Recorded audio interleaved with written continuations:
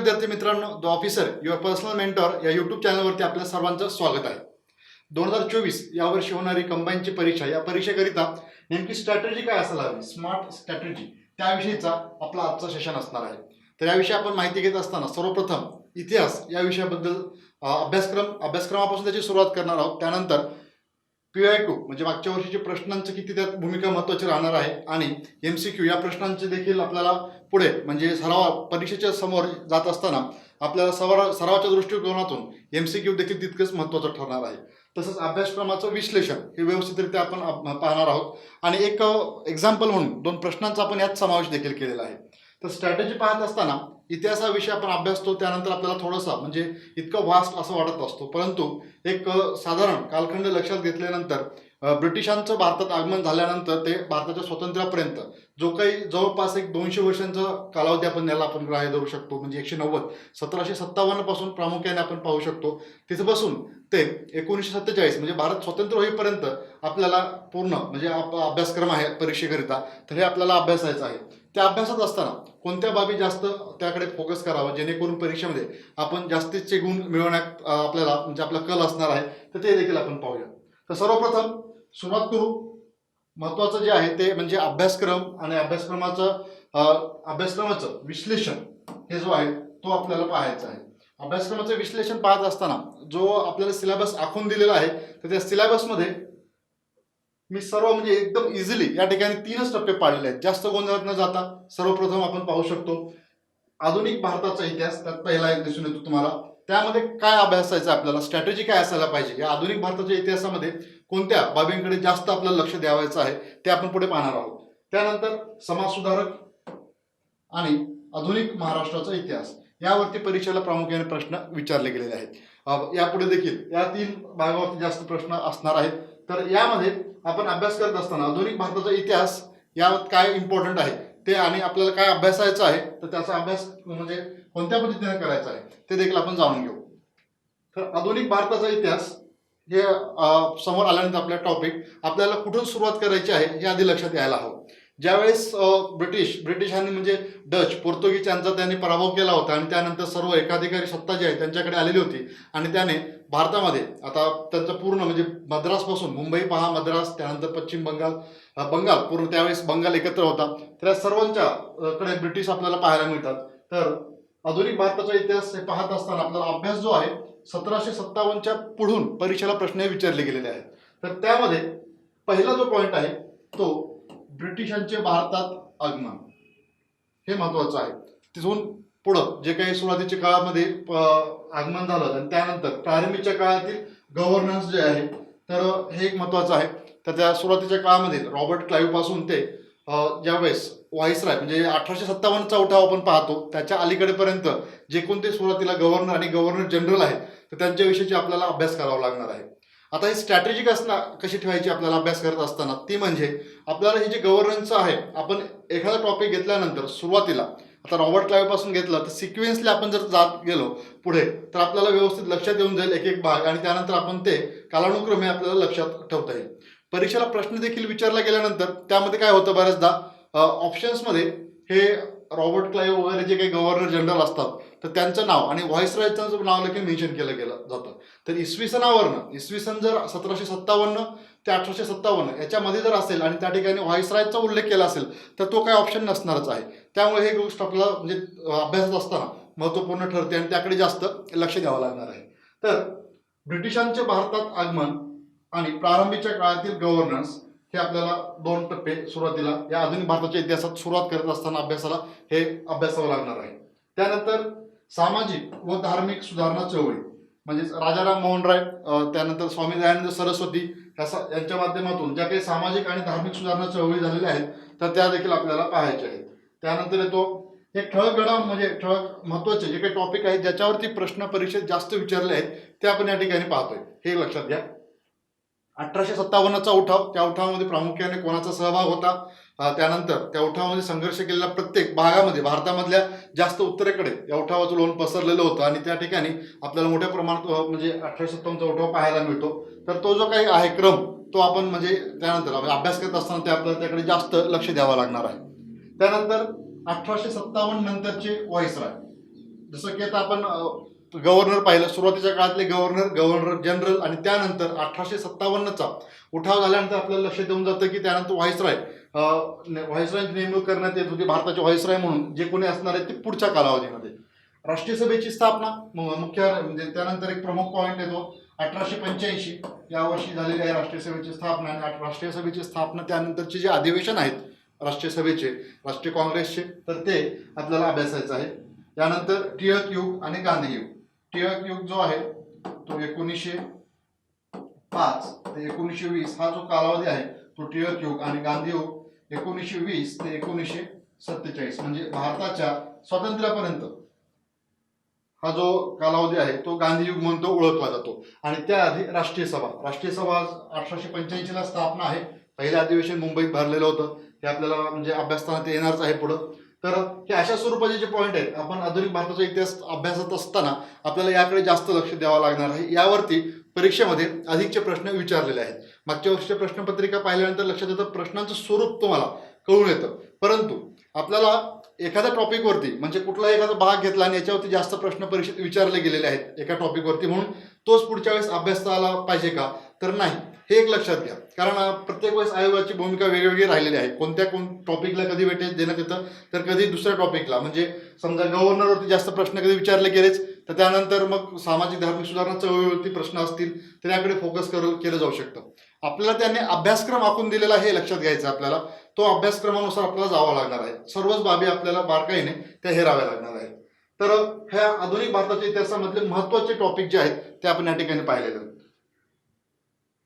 यानंतर दुसरा जो घटक आहे, आपण सुरुवातीला पाहिलं होतं 3 टप्पे जे पाडलेले होते, त्या 3 टप्प्यामध्ये पहिला आधुनिक भारताचा इतिहास, आणि त्यानंतर आता समाजसुधारक, महाराष्ट्रातील समाजसुधारक. प्रामुख्याने यांच्यावरती प्रश्न आहेत इथे मेन्शन केली, ज्यांची नावं. स्त्री समाजसुधारक देखील पाहायचे पुढे.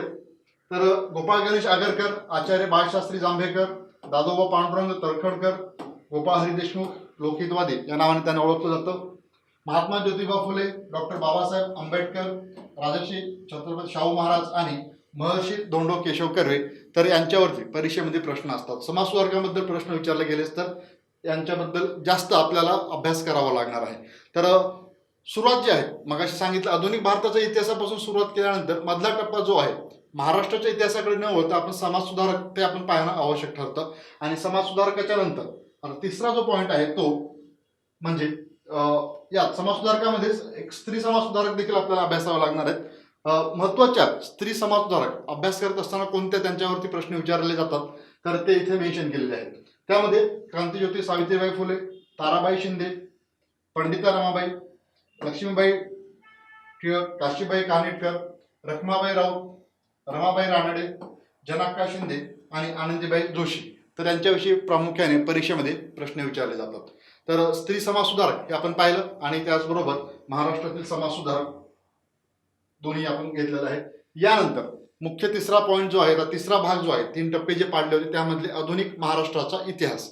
तर या आधुनिक महाराष्ट्राचा इतिहास अभ्यासत असताना महाराष्ट्रातील उठाव थोडासा आधीचा आपल्याला पाहावा लागणार आहे. 1857 पूर्वीचा उठाव महाराष्ट्रात म्हणजे उठाव होण्याच्या पूर्व महाराष्ट्रामध्ये काही ठिकाणी 1-2 ठिकाणी म्हणजे बऱ्याचशा भागात त्या ठिकाणी उठाव झाल्याचं पाहायला मिळतं. आणि 1857 नंतर महाराष्ट्राच्या म्हणजे 1857चा जो उठाव आहे त्यात महाराष्ट्राची काय भूमिका राहिलेली आहे तर हे आपल्याला पाहायचं. 1857 नंतर देखील त्यात महाराष्ट्रातील संघटना आहेत, महाराष्ट्रातील क्रांतिकारी चळवळ, संयुक्त महाराष्ट्राचे आंदोलन, त्यानंतर महाराष्ट्रातील शेतकरी बांधवांची चळवळ, कामगारांची चळवळ, दलित बांधवांची चळवळ, तर यांच्यावरती देखील आधुनिक महाराष्ट्राच्या इतिहासावरती प्रश्न परीक्षेत विचारून झालेले आहेत. तर पुढे देखील प्रश्न हे असणार आहेत. महाराष्ट्रातील स्त्रीमुक्त चळवळ नेक्स्ट आहे, आणि स्थापनेनंतर महाराष्ट्राची वाटचाल, तर या बाबी आपल्याला हेराव्या लागणार आहेत. याच्यावरती परीक्षेत प्रश्न विचारले गेलेले आहेत आणि पुढे देखील ते अपेक्षित आहेत.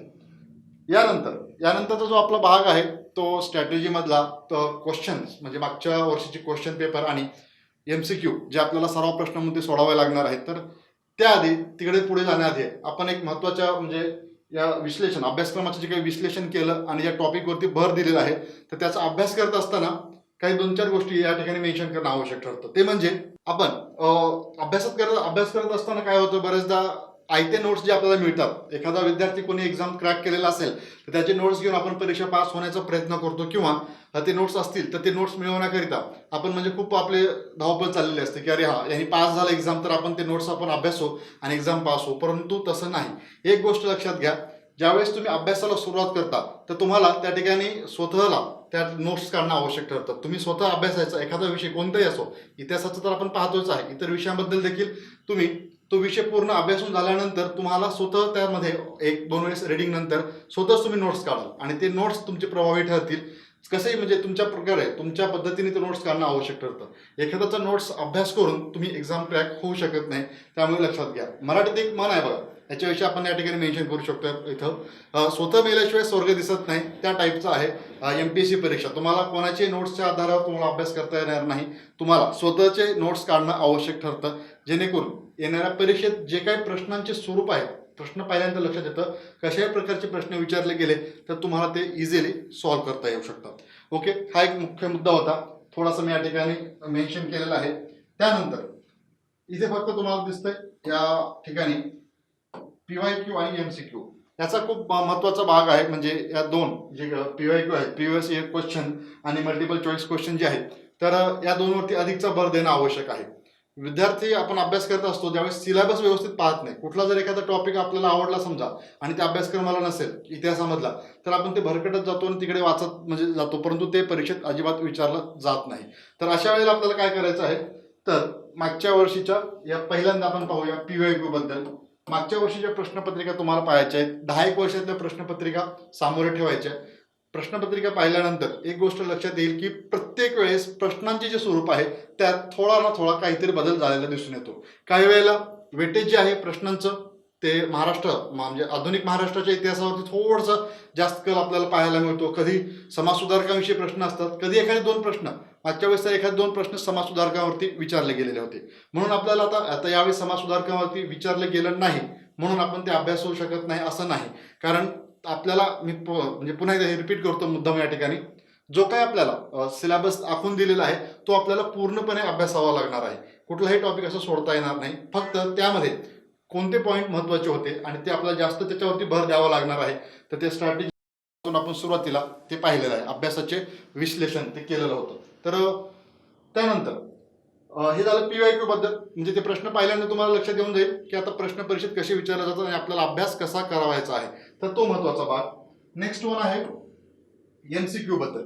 MCQ म्हणजे तुम्हाला आता परीक्षेच्या सामोरे जात असताना सराव प्रश्न सोडवणं देखील तितकंच गरजेचं आहे. मागच्या वर्षीची प्रश्नपत्रिका पाहिल्यानंतर तुम्हाला प्रश्न आणखीन कशा स्वरूपाचे येऊ शकतात याकरिता मल्टिपल चॉईस क्वेश्चन तुम्ही सोडवणं गरजेचं आहे, त्याचे जेणेकरून तुम्हाला अधिकचा सराव होईल आणि परीक्षेमध्ये तो तुम्हाला व्यवस्थितरित्या प्रश्न सोडवता येऊ शकतो. याकरिता टॉपिक जो आहे, एखादा सुरुवात काय करायची या प्रश्नांची, तर टॉपिक जो आहे एखादा टॉपिक तुमचा अभ्यासून झाल्यानंतर तो वाचून झाल्यानंतर पूर्णपणे तुम्हाला त्यावरती प्रश्न सोडवावे लागणार आहेत. ते प्रश्न कशा स्वरूपाचे विचारले जाऊ शकतात त्याचा आधार घेण्यासाठी पुन्हा इथे PYQ कडे यायचं. तुम्हाला PYQ कडे आल्यानंतर तुम्हाला लक्षात येतं की या भागावरती अशा स्वरूपाचे प्रश्न विचारलेले आहेत, तर पुढे आता कसे प्रश्न येऊ शकतात, किंबहुना तुम्ही स्वतः देखील नोट्स त्या ठिकाणी म्हणजे प्रश्न तयार करू शकता. एखादा विषय अभ्यासून झाल्यानंतर आपण हे क्वेश्चन काढू शकतो आणि त्या क्वेश्चनच्या माध्यमातून आपल्याला म्हणजे व्यवस्थित ते समजून तो जो काही टॉपिक आहे तो पूर्णपणे समजून घेऊन प्रश्नांच्या माध्यमातून आपण येणाऱ्या परीक्षेमध्ये अधिकचे गुण मिळवू शकतो. तर PYQ आणि MCQचा जास्त रोल आहे आपल्या अभ्यासामध्ये असायला हवा, आणि जेणेकरून आपल्याला परीक्षेत त्याचा म्हणजे चांगला उपयोग होणार आहे. यानंतर या PYQ आणि MCQच्या आधारावर या ठिकाणी मी दोन प्रश्न घेतले आहेत. कशा स्वरूपाचे परीक्षेला प्रश्न विचारले जातात, मागच्या प्रश्नपत्रिका पाहिल्यानंतर आपल्याला ती गोष्ट लक्षात येते. त्यामुळे इथे एक एक्झाम्पल म्हणून आपण 2 प्रश्न घेतलेले आहेत. तर 2 प्रश्न पाहू. त्यातला पहिला प्रश्न आपण जाणून घेऊ. पहिला प्रश्न आहे योग्य विधाने निवडा. त्यामध्ये अ ब क ड असे 4 विधाने आहेत. तर 4 विधाने आपण पाहूया. 1803 या वर्षी लॉर्ड विल्यम बेंटिकची मद्रासच्या गव्हर्नरपदी नेमणूक करण्यात आली होती. ओके. ब विधान आहे बेंटिकने सतीप्रथा व शिशुवध बंद करून हिंदू समाजात सुधारणा घडवून आणण्याचा प्रयत्न केला. सेकंड विधान आहे हे. त्यानंतर थर्ड बेंटिकने वृत्तपत्रांवर बंधने लादली होती. आणि चौथं ड विधान आहे बेंटिकने लोखंड व कोळशाचे उत्पादन, चहा व कॉफीचे मळे, कालवे अशा योजनांना प्रोत्साहन दिले होते. असे अ ब क ड 4 विधान आहेत. तर त्यापैकी आता आपल्याला योग्य उत्तर शोधायचं आहे. पहिला पर्याय आहे अ ब क, दुसरा आहे क आणि ड, तिसरा आहे अ ब ड, चौथा आहे अ ब क ड. तर एक एक विधान इथे बसून पाहू, त्यानंतर आपल्याला उत्तर लक्षात येईल. विधानात्मक प्रश्नांचा समावेश परीक्षेत असणारच आहे. कधी कधी वन लाईनवरती भर दिला जातो. तर दोन एक एक्झाम्पल म्हणून आपण याच्यानंतरचा जो प्रश्न येणार आहे तुम्हाला तो वन लाईनर असणार आहे आणि हा एक विधानात्मक आपण या ठिकाणी घेतलेला आहे. तर 1803 आता बघा स्ट्रॅटेजीमध्ये आपण म्हणजे पाहत असताना त्यामध्ये इसवी सन आणि गव्हर्नरचा कालावधी आल्यानंतर लक्षात आपल्याला यायला पाहिजे हा गव्हर्नर कोणत्या काळात होता. तर ते सुरुवातीपासून सिक्वेन्सली जर आपण अभ्यास करत गेलो ना तर ते आपल्याला ते लक्षात राहील. अचानक आपण थोडंसं सुरुवातीचं वाचलं मग पुढे काय आहे की असं उत्सुकता आपल्याला लागलेली असते आणि मधला भाग आपण टाळतो आणि पुढे जातो एकदम आणि मधलं काहीचा जो काही अभ्यासाचं आहे आपलं ते राहून जातं. तर पहिलं विधान पाहू. आधी या प्रश्नाचं उत्तर जाणून घेऊ, त्यानंतर आणखीन प्रश्नांच्या बाबतीत आपण चर्चा करूया. 1803 मध्ये लॉर्ड विल्यम बेंटिकची मद्रासच्या गव्हर्नरपदी नेमणूक करण्यात आली होती. आली होती का? तर यस, बरोबर. 1803 मध्ये लॉर्ड विल्यम बेंटिकची मद्रासच्या गव्हर्नरपदी नेमणूक करण्यात आली होती. आता विल्यम बेंटिक बद्दल अभ्यासत असताना आपल्याला माहिती आहे 1828 ते 33 दरम्यान तो जो गव्हर्नर भारताचा संपूर्ण भारताचा पहिला म्हणजे गव्हर्नर जनरल आणि त्याचबरोबर यस 1828 ते 1831च्या दरम्यान आणि सती प्रतिबंध हे दोन गोष्टी आपल्याला माहिती असतात बेंटिकचा अभ्यास करत असताना. तर 3 मध्ये होता म्हणजे गव्हर्नरपदी नेमणूक झाली होती का नाही हा एक प्रश्न असू शकतो. पण सुरुवातीला लॉर्ड विल्यम बेंटिक याची मद्रासच्या गव्हर्नरपदी नेमणूक झालेली होती आणि त्याच्या संदर्भात एक गोष्ट सांगायची झाल्यास अतिशय म्हणजे सुधारणावादी गव्हर्नर जनरल म्हणून त्याकडे पाहायला जायचं. 1803 मध्ये नेमणूक झाली आणि 1806 मध्ये ब्रिटिशांनी त्याला परत बोलून घेतलं होतं. कारण काय ते जाणून घेऊ आपण. कारण तो कमालीचा सुधारणावादी होता आणि मद्रास या ठिकाणी त्याने आपले काही सैन्य आहेत सैन्यांना कपाळावरती गंध लावण्यास मनाई करायचा आणि त्याचबरोबर कानात कुंडले घालायचे तर ते देखील त्याने घालण्यास प्रतिबंध घातलेला होता आणि त्या कारणाने सैन्यामध्ये तेव्हापासून थोडीशी धुसफूस होती आणि त्यांची नाराजगी ब्रिटिशांना ओढावून घ्यावी लागली होती. त्या कारणाने ब्रिटिशांनी विल्यम बेंटिकला माघारी बोलून घेतलं होतं आणि पुन्हा एकदा नियुक्ती कधी केली होती 1828 मध्ये. आणि त्यानंतर देखील आपण पाहतोय विल्यम बेंटिकने म्हणजे सुधारणावादी धोरण काही त्यांनी सोडलेलंच नव्हतं आणि सती प्रतिबंध जे आहे राजाराम मोहन राय यांच्या सहाय्याने त्याने ते त्यावरती म्हणजे त्या ठिकाणी सती प्रतिबंध विल्यम बेंटिकच्या काळामध्ये घडून आलेली होती ती. दुसरं विधान पाहू. बेंटिकने सती प्रथा शिशुवध बंद करून हिंदू समाजात सुधारणा घडून आणण्याचा प्रयत्न केला. येस, दुसरं विधान देखील बरोबर. तिसरं विधान बेंटिकने वृत्तपत्रांवर बंधने लादली होती. आता बघा दोन विधाने जर आपण अभ्यासल्यानंतर आपलं बरोबर आहेत असं वाटल्यानंतर हे तिसरं विधान बंधने लादण्याचा काही प्रकार या ठिकाणी होऊ शकेल का? तर नाही, कारण त्या पहिल्या दोन विधानातच लक्षात देऊन जातं की हा गव्हर्नर जो आहे तो थोडासा सुधारणावादी दिसतोय. तर त्यामुळे कुठल्या प्रकारचं बंधने तो लादलेले नसणार आहे. त्यामुळे सरळ सरळ तिसरं विधान एक लॉजिकल आपण लावून देखील ते सोडू शकतो. तर तिसरं विधान चुकीचं आहे. चौथं पाहू. बेंटिकने लोखंड व कोळशाचे उत्पादन, चहा व कॉफीचे मळे, कालवे अशा योजनांना प्रोत्साहन दिले होते. तर यस, हे देखील बरोबर आहे. त्यामुळे अ ब ड हे जे आहे ते पर्याय क्रमांक 3 या ठिकाणी दिसत आहे. या प्रश्नाचं उत्तर अ ब ड पर्याय क्रमांक 3 हे अगदी करेक्ट आहे. तर या अशा प्रकारचे प्रश्न परीक्षेत असतात आणि वेळ कमी असतो आपल्याकडे. साधारण 1 तासभराचा वेळ आणि इतका आपल्याला फास्टली पेपर सोडावा लागतो कंबाईनचा. राज्यसेवेच्या तुलनेमध्ये कंबाईनचा पूर्व परीक्षा पेपर अधिक टफ म्हणता येऊ शकतो कारण वेळ त्या ठिकाणी खूप कमी असतो. राज्यसेवेचा पाहिल्यानंतर एक तुलना केली थोडक्यात तर 1.5 तासात तो प्रश्न पत्रिका आपला सोडून होतो. अर्धा तास शिल्लक असतो. परंतु कंबाईनच्या परीक्षेत मात्र पाहता पाहता वेळ कधी संपतो हे कळत देखील नाही. त्या कारणाने विधानात्मक जर प्रश्न असतील तर ते वाचण्यात आपला बराचसा वेळ जातो. त्यासाठीच मी आता पुन्हा एकदा मागे येतो. MCQ हे खूप महत्त्वाचे ठरतात. MCQ हे आपल्याला परीक्षेला सामोरे जात असताना त्याचा सराव होणे खूप आवश्यक ठरतं आणि त्यासाठी रिव्हिजन महत्त्वाचं आहे. रिव्हिजन आणि MCQ ह्या दोन गोष्टी आवश्यक आहेत. त्यामुळे आपण परीक्षेचे जे काही प्रश्न विचारले जाऊ शकतात, मोठे प्रश्न असतील, वन लाईनर असतील, ते आपण सहजतेने सोडवू शकतो. ओके, तर आणखी एक प्रश्न आपण पाहू. दुसरा प्रश्न आहे. नवऱ्याआधी बायकोने मरावे ही भारतीय जनमानसात रूढ झालेली कल्पना अत्यंत खुळचट असून बायको मृत्यू पावली म्हणून आपले तोंड काळे करून दाढी मिशा वाढवून पुरुषाने अरण्यवासात का राहू नये असा प्रश्न खालीलपैकी कोणत्या समाजसुधारकाने केला? हे असा इतका लांबलचक प्रश्न घेण्याचं कारण की पुन्हा एकदा प्रश्न PYQ बद्दल येतो, त्याचा संदर्भ तुम्हाला सारखा द्यावाच लागणार आहे, कारण त्याशिवाय आपल्याला परीक्षेला सामोरे जाता येणारच नाही. कारण परीक्षेमध्ये प्रश्नांचे स्वरूप पाहिलं की एक गोष्ट प्रकर्षाने जाणवते, ती मध्ये काही वेळेला असे मोठे मोठे क्वेश्चन येतात आणि त्यानंतर हे कोणी म्हटलं होतं किंवा त्या ठिकाणी कोण उपस्थित होतं अशा स्वरूपाचे एखादे प्रश्न परीक्षेत विचारले जात असल्या कारणाने हा एक असा प्रश्न आपण घेतलेला आहे. आता आयोगाला काय अपेक्षित आहे माहिती नाही, कारण परीक्षेमध्ये जसं की आता कुठलं आपण अधिवेशनाबद्दल पाहतो, एखाद्या अधिवेशनामध्ये कुठे काही पाऊस पडले का, नाहीतर मग त्या ठिकाणी कोणती घटना घडली होती, तर त्या ठिकाणी कोण उपस्थित होतं, जसं काय आपण अधिवेशनाला उपस्थितच होतो असं त्यांना म्हणजे अपेक्षित आहे की काय काय माहिती नाही, परंतु इतकं डीपमध्ये जाऊन ते विचारतात. त्या कारणाने हे अशा प्रश्नांचा सराव होणे फार आवश्यक असतो, म्हणून आपण हा एक प्रश्न या ठिकाणी घेतला. तर या प्रश्नाचं उत्तर आहे पर्याय क्रमांक 1, ताराबाई शिंदे. हे आपण अभ्यासत असताना तुम्हाला हा प्रश्न इझी वाटेल. सुरुवातीला पाहत असताना हे असं विधान कोण केलं असेल, अभ्यासाअंती आपण म्हणजे अभ्यास केल्याशिवाय हे उत्तर सोडवू शकतच नाही. ताराबाई शिंदे यांच्याबद्दल जाणून घ्यायचं असल्यास एक आणखी एक बाब, ती म्हणजे स्त्री पुरुष तुलना हा त्यांनी ग्रंथ लिहिलेला होता. आणि याच्यावरती परीक्षेला सुरुवातीच्या काळामध्ये सुरुवातीच्या म्हणजे एक 8 वर्षापूर्वी 7-8 वर्षापूर्वी प्रश्न परीक्षेत येऊन गेलेले आहेत. स्त्री पुरुष तुलना हा ग्रंथ कोणी लिहिलेला आहे, तर ताराबाई शिंदे यांचा हा म्हणजे महत्त्वाचा ग्रंथ आहे आणि हे विधान जे आहे ते त्यांनी केलेलं होतं. तर हे 2 प्रश्न झाले. प्रश्नांच्या माध्यमातून आपल्याला जे काही म्हणजे अभ्यासक्रम जो आहे तो अभ्यासक्रम पाहून प्रश्नांच्या माध्यमातून येणाऱ्या परीक्षेचा जो काही आपल्याला द्यायचे आहे, तर त्याकरिता हे सर्व जे प्रश्न आहेत ते खूप म्हणजे तुम्हाला महत्त्वपूर्ण ठरणार आहे. ओके, यानंतर आहे शेवटचा भाग, तो म्हणजे संदर्भ साहित्य. आपल्याला कोणती पुस्तकं अभ्यासावी. आता मार्केटमध्ये पाहायला गेल्यानंतर खूप सारं असं म्हणजे इतकी पुस्तकं आहेत, तर कोणतं पुस्तक वाचावं आणि कोणत्या पुस्तकातून जास्तीत जास्त प्रश्न परीक्षेत विचारले जाऊ शकतात. त्याचबरोबर कुठल्याही पुस्तकामध्ये म्हणजे इझिली शॉर्टकट आपण शोधत असतो, अरे इथे फार सोपं दिलेलं आहे, किंवा मग या ठिकाणी काहीतरी ट्रिक दिलेलं आहे. येस, ट्रिक काही ठिकाणी उपयुक्त ठरतात, किंवा काही वेळेला ते तुम्हाला म्हणजे स्वतःला म्हणजे ते मी पूर्वी सांगितलं होतं की स्वतः नोट्स काढल्यानंतर तुम्हाला ऑटोमॅटिक त्या ठिकाणी ट्रिक तुम्हाला सापडल्या जातात. तुम्हाला स्वतः म्हणजे असं म्हणजे कुठेतरी काहीतरी कोणी सांगितलं म्हणून लक्षात ठेवायची आवश्यकता नाही. पेपर सोडवत असताना प्रत्येक वेळेला महाराष्ट्र लोकसेवा आयोगाचा जो काही पेपर आहे, तो पेपर हा वेगळ्या स्वरूपाचा राहिलेला आहे. तो वारंवार या ठिकाणी नमूद करायचं ह्यासाठी की आपण शॉर्टकटच्या फंदात पडू नये.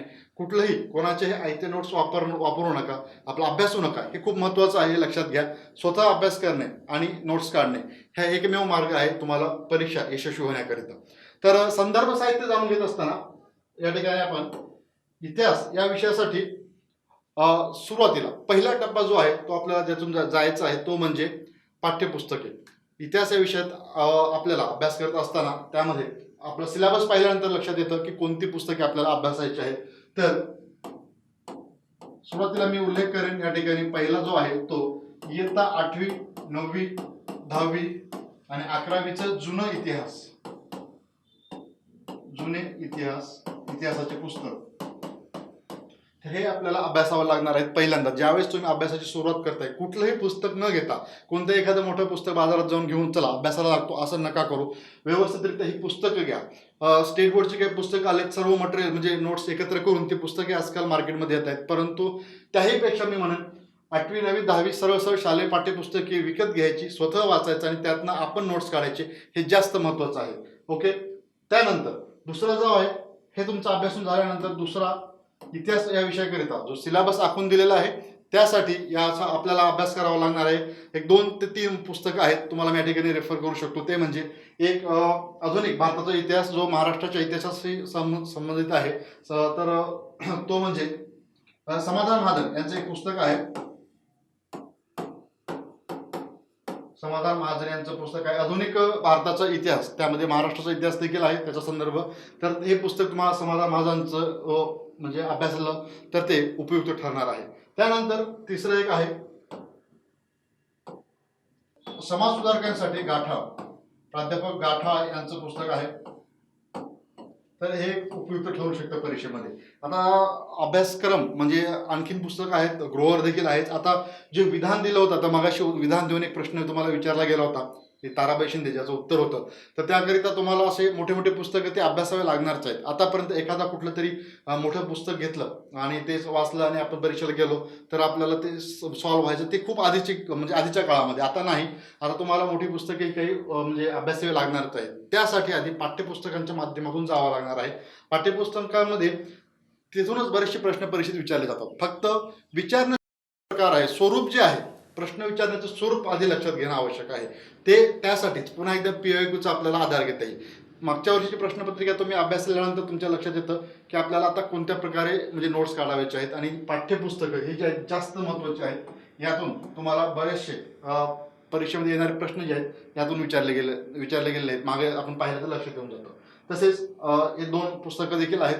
इतर काही पुस्तकं आहेतच आपल्याला अभ्यासाची, परंतु आणखीन जास्त गोंधळ न होऊ देता मी तुम्हाला म्हणजे सुटसुटीत इतकंच मेन्शन करेल.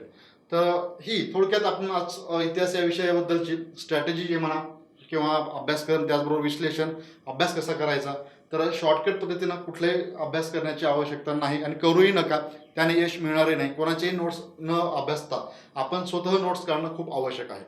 आता राहिला मुद्दा दुसरा, अभ्यास करत असताना नेमकं म्हणजे काय, आपण प्लॅनिंग कसं काय करायचं आणि सुरुवात केल्यानंतर मग लक्षात काय ठेवायचं हे आपला म्हणजे बऱ्याचदा प्रश्न पडतो. तर तो सुरुवात जो केलेला आहे 200 वर्षांचा जो आपला अभ्यास करायचा आहे, 1757 साधारण जर आपण घेतलं तेव्हापासून ते 1947 190 वर्ष जे आहेत, जवळपास 200 वर्ष आपण गृहीत धरू. तर इथपर्यंत जो अभ्यास करायचा आहे तो एकदम सिक्वेन्सली करा, सिस्टमॅटिकली. म्हणजे सुरुवातीला जर टप्प्याटप्प्याने एक टप्पे पाडायचे, स्वतः पॉईंट्स काढायचे, एक टॉपिक ठरवून घ्यायचा. अभ्यासक्रम पाहिल्यानंतर लक्षात येतं त्या याच्यामध्ये काय काय आहे आणि ते आपण त्याचे नोट्स काढणं गरजेचं आहे. ते नोट्स काढत असताना त्यावरती लगेचच प्रश्न, स्वतःही आपल्याला प्रश्न काढता येऊ शकतात ज्यावेळेस तुमचं ते विषय व्यवस्थितरित्या वाचून होईल. ते वाचून झाल्यानंतर तुम्ही नोट्स काढा आणि क्वेश्चन देखील काढा आणि स्वतः प्रश्न सोडवा आणि लगेचच मागच्या वर्षी क्वेश्चन पेपर सोबत ठेवायचे. या सर्व म्हणजे तुम्ही याच्यातून गेलात, तुम्हाला या म्हणजे येणाऱ्या 2024च्या परीक्षेकरिता आपल्या या इतिहास या विषयाबरोबर इतर विषयाशी देखील तुम्हाला व्यवस्थित प्रश्न सोडवता येऊ शकतात. तर ही या आजच्या भागामध्ये आपण इतिहास या विषयाची स्ट्रॅटेजी पाहिलेली आहे. यानंतर येणाऱ्या काळामध्ये आणखीन काही विविध सेशन्स आपण घेणार आहोत. आपला हॅशटॅग कंबाईन हिस्ट्री तर सुरूच आहे, दर आठवड्याला त्याच्याबद्दल एक लेक्चर असणार आहे. त्या माध्यमातून आपण आता एक नवीन ॲडिशन करत आहोत. मागे 2-3 लेक्चर आपले झालेले आहेत. त्यानंतर आता आपण प्रत्येक सेशनमध्ये एक प्रश्नांचं स्वरूप, म्हणजे प्रश्न असा जसे 2 आता या ठिकाणी घेतले होते, यानंतर देखील आपण आपल्या सेशनमध्ये प्रश्नांचा त्यात समावेश करणार आहोत. तर तुम्हाला लक्षात येऊन जाईल प्रश्न हे अशा प्रकारचे विचारले जातात. तर तुम्ही आपल्या यूट्यूबला सबस्क्राईब करा आणि सेशन जे आहे ते कंडक्ट करा. त्यानंतर तुम्हाला अधिकचा सराव होईल या प्रश्नांचा आणि येणाऱ्या परीक्षेमध्ये ते जास्त उपयुक्त ठरतील. ओके, तर थांबूया या ठिकाणी. Thank you so much. The officer your personal mentor चॅनलच्या नवनवीन अपडेट्ससाठी चॅनलला लाईक, सबस्क्राईब आणि शेअर करा. थँक्यू.